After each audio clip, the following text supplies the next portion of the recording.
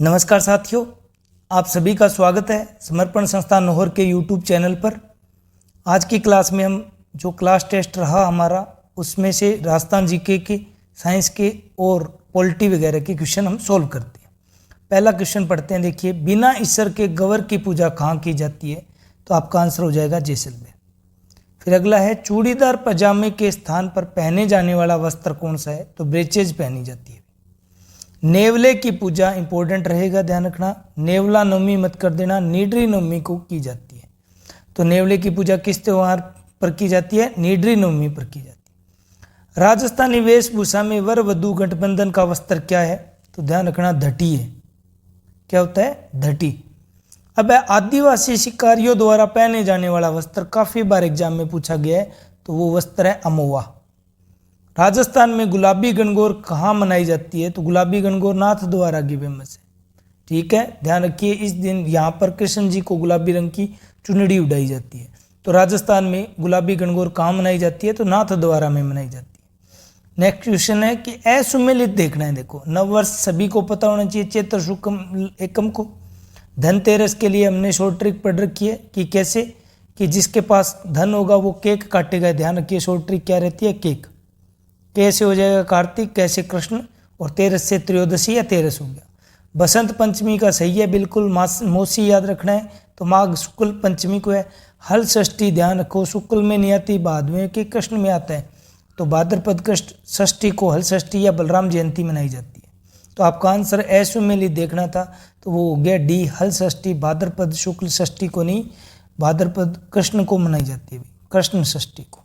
तो ये लिख लेना। ठेपाड़ा क्या है? अच्छा सवाल रहेगा।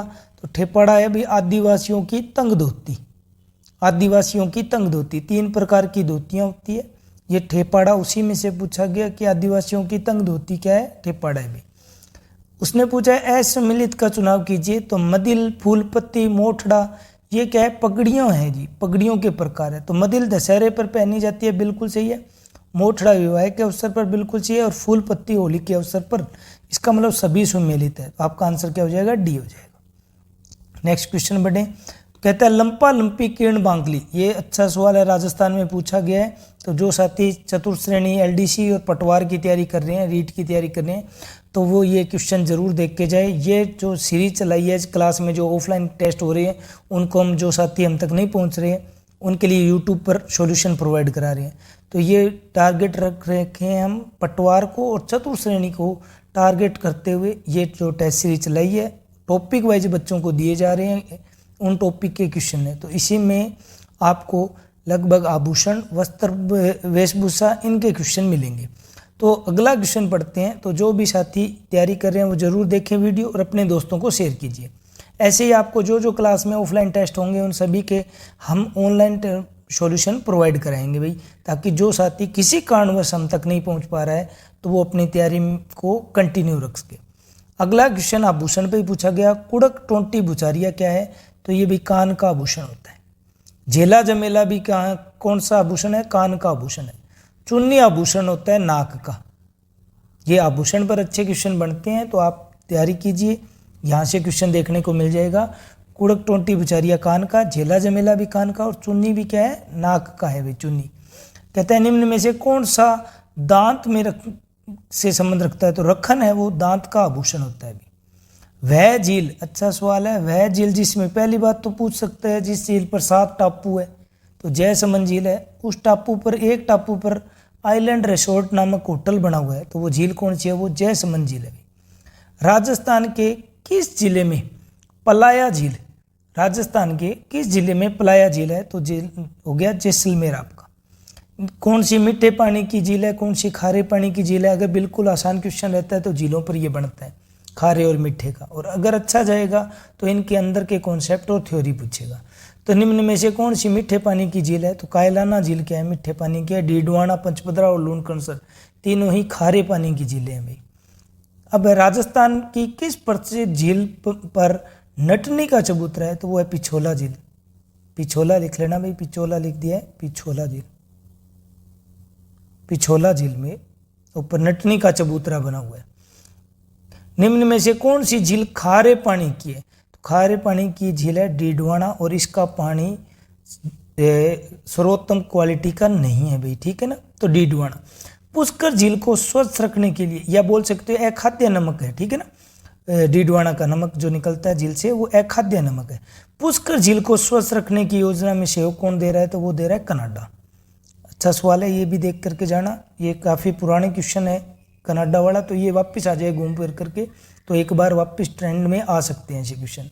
कहता है कौन सी झील जग मंदिर व जग निवास के लिए प्रसिद्ध है, तो जग मंदिर और जग निवास के लिए कौन सी है, पिछोला झील प्रसिद्ध है भाई, ठीक है। जग मंदिर और जग निवास मूल रूप से क्वेश्चन लेकर के आता है, तो ये पिछोला झील के पास में बने हुए हैं या अंदर बने हुए हैं। राजस्थान की पवित्र झील सभी को पता होगा पुष्कर झील है, इस यहाँ पर दीपदान किया जाता है और अटल बिहारी वाजपेयी की अस्थियां भी विसर्जित की गई है। और ध्यान से, जो पुष्कर झील है तो उससे N2 युक्त खाद भी प्राप्त करते हैं, जो कि 23 नंबर क्वेश्चन में पूछा गया। देखो राजस्थान की कौन सी झील में प्राप्त नील रहित शैवाल से नाइट्रोजन युक्त खाद प्राप्त होती है, तो वो पुष्कर झील से भी होती है, बट यहाँ पर पुष्कर झील ऑप्शन में नहीं है। तो मोती झील ध्यान रखना, मोती झील जो कि भरतपुर में है, यहाँ से नाइट्रोजन युक्त खाद प्राप्त होती है। अच्छा सवाल है, पुष्कर और मोती झील दोनों से ही प्राप्त होती है। भारतीय संविधान प्रारूप समिति का अध्यक्ष कौन था भाई, डॉक्टर भीमराव रामजी अंबेडकर। भारतीय संविधान की कौन सी विशेष व्यवस्था इंग्लैंड से ली गई है, ध्यान रखना कौन से देश से क्या लिया गया है, आपके चतुर्थ श्रेणी में यहाँ से एक पक्का क्वेश्चन है। क्यों ने 10 देश हैं, 10 का आप लोग याद कर लो, और लगभग इंपॉर्टेंट तो भाई ब्रिटेन, इंग्लैंड का, आयरलैंड और कनाडा का रहता है। अब कह नहीं सकते क्योंकि पहले ये 3 को बार बार राजस्थान की अधीनस्थ बोर्ड रिपीट करता था, बट आजकल थोड़ा ट्रेंड बदल रहा है, तो किसी का भी पूछा जा सकता है। तो क्यों ना एक क्वेश्चन तैयार करने के लिए जो संविधान के स्रोत किस देश से लिए गए, एक टॉपिक तैयार कर लिया जाए। 5 मिनट का टॉपिक है, आपका एक क्वेश्चन पक्का कर देगा। तो ध्यान से, इंग्लैंड से ली गई है संसदीय प्रणाली। फिर देखियो भारतीय संविधान का कौन सा लक्षण आयरिश या आयरलैंड से लिया गया, तो आयरलैंड से लिए गए नीति निर्देशक तत्व। अब आगे मैथ के क्वेश्चन आ जाते हैं, क्योंकि मैथ के क्वेश्चन हम अलग वीडियो में सोल्व कर लेंगे। आगे देखते हैं, कोई जीके के क्वेश्चन वापस से रिपीट मिलेंगे आपको आगे, जीके और साइंस के क्वेश्चन। तो ये आ गया आपका, भारत के संविधान के निर्माण में संविधान सभा को कितना समय लगा, तो ध्यान रखिए संविधान सभा को लगा था 2 वर्ष 11 माह 18 दिन। दोबारा से ऐसे क्वेश्चन आसान से पूछे जा सकते हैं। जिस साथी ने जेल प्रेरी का एग्जाम दिया था तो उसने देखा भी होगा कि आसान क्वेश्चन आ रहे हैं, ये हम छोड़ के चले जाते हैं। कारण ये होता है, क्यों लगता है कि ये तो आएगा नहीं, और फिर यूँ सोचते हैं कि हो जाएगा याद, इस पर ज़्यादा गौर नहीं करते। तो एक बार अब ध्यान रखिए, वापस से क्वेश्चन का लेवल लो जाएगा, तो आप लोग इनको मत छोड़ें, इनको जरूर याद कीजिए। 2 वर्ष 11 माह 18 दिन आपका आंसर हो जाएगा, इतना समय लगा था भाई। नेक्स्ट क्वेश्चन पर चलें, तो भारतीय संविधान का प्रथम प्रारूप किसके द्वारा तैयार किया गया, तो किया गया था BN राव के द्वारा, ठीक है। BN राव के द्वारा प्रथम प्रारूप तैयार किया गया था। आप लोग संविधान निर्मात्री सभा के सदस्य याद करना, आप प्रथम मंत्रिमंडल याद करना, और इनके समाधि स्थल याद करना, इंपॉर्टेंट है। इनसे क्वेश्चन पक्का एग्जाम में 1 मिल जाएगा आपको। तो छोटे छोटे टॉपिक है, इनको आप कवर कीजिए। आप अचानक से यूँ मत सोचिए कि सिलेबस बहुत लंबा है, आप एक एक टॉपिक कीजिए जहाँ से क्वेश्चन बन सकता है, और अपने को 70 से 80% पहले सिलेबस कवर करना है, और उसको इतना अच्छा कर लेना है कि वहाँ गलत नहीं करें। 100% की तरफ मत भागो, एक बार के लिए अपने 60 से 70 या 70 से 80 तक पहुँचने की कोशिश कीजिए, और उसको इतना अच्छा तैयार कीजिए वहाँ आपसे गलती ना हो। तो ये वहाँ से एक क्वेश्चन आपको जरूर बनेगा भाई। संविधान का प्रथम प्रारूप किसने, BN राव द्वारा तैयार किया गया। जल महल किस झील के मध्य है, तो मानसागर झील है। और जल महल कहाँ पर है, सभी को पता है, जयपुर में। तो मानसागर झील के मध्य स्थित है। सिलीसेट झील मोस्ट इंपॉर्टेंट रहेगा, सब सही रहा तो ये मिलेगी आपको। सिलीसेट झील है अलवर में, ठीक है। निम्न में से गढ़सीसर सरोवर या गढ़सीसर झील कहाँ स्थित है, तो ये जैसलमेर में भी गढ़सीसर। ओलंपिक के चिन्ह में कितने वलय होते हैं, 5 वलय होते हैं। राष्ट्रीय खेल संस्थान NIS कहाँ स्थित है, पटियाला में। ये तो लास्ट क्लास जो हमने ऑनलाइन ली थी उसमें ये दोनों क्वेश्चन आ गए थे, तो वह रिपीट मान सकते हो। तो अच्छे क्वेश्चन थे, इसलिए इस टेस्ट में भी देखने को मिले आपको। जल झूलनी ग्यारस मनाई जाती है, तो ध्यान रखो जल झूलनी ग्यारस मनाई जाती है भादवे में, भाद्रपद शुक्ल ग्यारस को जल झूलनी ग्यारस या ढोला ग्यारस ढोला नहीं सॉरी हाँ ढोला ग्यारस, जल झूलनी, देव झूलनी या ढोला ग्यारस कब मनाई जाती है? भाद्रपद शुक्ल ग्यारस को। कर्नल जेम्स टोड के अनुसार गणगौर की सवारी सबसे अच्छी तो उदयपुर की। कर्नल जेम्स टोड के अनुसार तो है उदयपुर की। और अगर ऐसे ही आए कि गणगौर की सवारी राजस्थान में कहाँ की प्रसिद्ध है तो जयपुर की है, ध्यान रखना। कर्नल जेम्स टोड के अनुसार तो उदयपुर की, और अगर सीधे ही पूछा जाए तो जयपुर की गणगौर या गौर की सवारी सबसे अच्छी होती है। पछेवड़ा क्या है? पछेवड़ा है सर्दियों में ओढ़ने वाला शॉल है भाई। भील जाति की दुल्हन द्वारा पहने जाने वाले वस्त्र कौन से? पीरिया। देखो याद करने का तरीका है, सर्दियों में देखो पछेवड़ा का मतलब हम पीछे जाकर के पापा को क्या पकड़ाते हैं कि पापा चादर ओढ़ लो, तो पीछे जाकर के ये कुछ शॉर्ट ट्रिक जो क्लास में हम कराते हैं तो वहाँ से बच्चों को याद रह जाता है। तो यही याद आप लोग भी थोड़ा सा कॉन्सेप्ट निकाल कर ला सकते हो कि पीछे जाकर के पीछे जाकर के हम पापा को क्या पकड़ा रहे हैं, कोई भी ओढ़ने का शॉल पकड़ा रहे हो तो कभी नहीं बोलोगे। ऐसे ही भील जाति की दुल्हन, जब भी दुल्हन की शादी होगी तो हम उसको क्या कहेंगे? कुछ तो ढंग के कपड़े, पेरिया। पेरिया तो दुल्हन के वस्त्र क्या हो गया? पीरिया। तो यूं याद करने का तरीका रहेगा, यूं ही बोलेंगे दुल्हन को कि कुछ ढंग के कपड़े पेरिया। पेरिया से क्या हो गया? पीरिया ही उसका वस्त्र हो गया, जो दुल्हन के वस्त्र होते हैं भील जाति में। चलिए अब पूछा है असुमेलित का चुनाव कीजिए। नवेरी बिल्कुल पैर का आभूषण है, सटका कमर का है, रखन दांत का है, हाथ पान अंगुली का आभूषण है, ध्यान रखना ये असुमेलित है। हार पान होता तो बिल्कुल हाथ का है, क्योंकि हम हार मान जाते हैं तो हाथ उठा देते हैं, यूं याद रखना, तो हाथ का हो गया। हथ पान का मतलब ये है कि आप पान उठा रहे हो हाथ से, तो ध्यान रखो पान जब भी हाथ से उठाते हो तो उंगलियों से उठाते हो, तो हाथ पान कहाँ का आभूषण है? अंगुली का आभूषण है भाई, हाथ की अंगुली का, हाथ की अंगुली का आभूषण है भाई, ठीक है। हार पान होता तो हाथ का आभूषण होता। डॉक्टर अंबेडकर साहब की समाधि का स्थल का नाम पूछा है, चैत्या भूमि या चैत्रा भूमि है भाई। निम्नलिखित में से अल्फा केराटिन या कैरोटीन एक प्रोटीन है जो कहाँ पाया जाता है? तो ध्यान रखिए ना, त्वचा में उपस्थित होता है अल्फा केरोटीन या कैरोटीन, ठीक है, त्वचा में उपस्थित होता है। इंपॉर्टेंट, अच्छा सवाल है भाई। क्या निम्नलिखित भोजन में किसके प्रति ग्राम ऊर्जा अधिक प्राप्त होती है? तो ध्यान रखना भोजन में जब भी बात करें तो सर्वाधिक ऊर्जा वसा से प्राप्त होती है। सर्वाधिक ऊर्जा किससे प्राप्त होती है? वसा से प्राप्त होती है। उसके बाद में आपके कार्बोहाइड्रेट और प्रोटीन आते हैं, ठीक है। विटामिन वगैरह तो क्या होते हैं? सहायक होते हैं, आहार सहायक बोल सकते हो। विटामिन हुआ, खनिज तत्व हुआ। मेन होते हैं आपके भोजन के तत्व, वो होते हैं वसा, प्रोटीन और कार्बोहाइड्रेट। और पूछ लेता है कई बार कि बैलेंस्ड डाइट में इनका रेशो बताइए। तो ध्यान रखना कार्बोहाइड्रेट होती है 3/5, प्रोटीन होता है 1/5 और वसा होती है 1/5। ये आपकी संतुलित आहार या बैलेंस डाइट होती है। अच्छा सवाल यहाँ से बन सकता है कि बैलेंस डाइट में कार्बोहाइड्रेट की मात्रा कितनी होती है? तो 3/5, प्रोटीन की 1/5 और वसा की 1/5। शरीर के अंदर अगर लोहे की कमी उत्पन्न होती है तो होने वाला रोग कौन सा हो जाता है? एनीमिया रोग हो जाता है, या रक्तहीनता या रक्त अल्पता रोग हो जाता है। एनीमिया रोग या रक्तहीनता या रक्त अल्पता रोग हो जाता है लोहे की कमी की वजह से। तो लोहा तत्व शरीर में होना जरूरी है ताकि हमारे यह रोग ना हो।